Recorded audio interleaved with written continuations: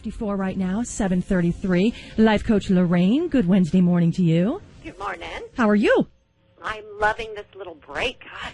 Well, it's normally I don't think we would feel that way, but we had like 80s with humidity that, many of us don't really quite want that yet. We still want spring. We know it's coming, and in July we're perfectly content, even if we complain about the humidity. Right, at least we expect it, but wow, Yeah. I haven't even broken out all my shorts yet. I was like scrambling. Lorraine, no pedicure yet. So I refused to wear flip-flops, and it so I was and I kept thinking I'm going to go and do it, but I just had a bunch of stuff going on over the weekend. And not that it looks bad, I went to the beach and whatever, but just for me, I was like, But there comes a point where you have to say, well, pedicure or no, I got a flip. You're right. I wore them on the beach. That's true. Yeah. But anyway, what are we chatting about on this Wednesday morning? I think we should talk about the information test drive. The information test drive, okay. Don't know what any of that means. I know. I always just throw these little things I out. know, right?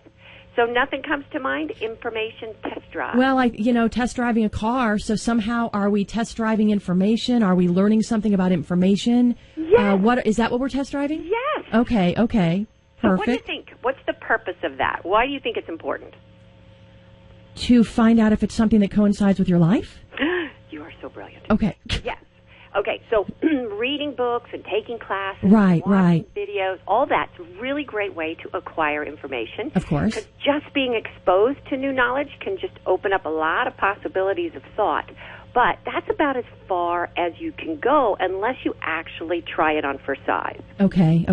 So true knowing requires a test drive because true knowing happens through your body, not by a book.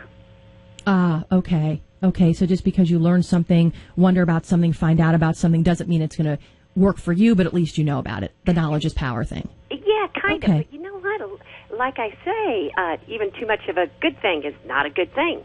Yes, you have said that several times. That's true. That's true. I say a lot of things all over. It depends. Absolutely. Well, we talked about self-help junkies a few weeks ago. Yes, exactly. And this conversation kind of expands on that, and it's going to include pretty much everyone you know, because we are all wired to be curious, and we want to take in that new information. Right. Too much stuff in your brain can turn into a liability because it's distracting. Okay. And it can cause anxiety unless you know what to do with what you know. So what is our first step?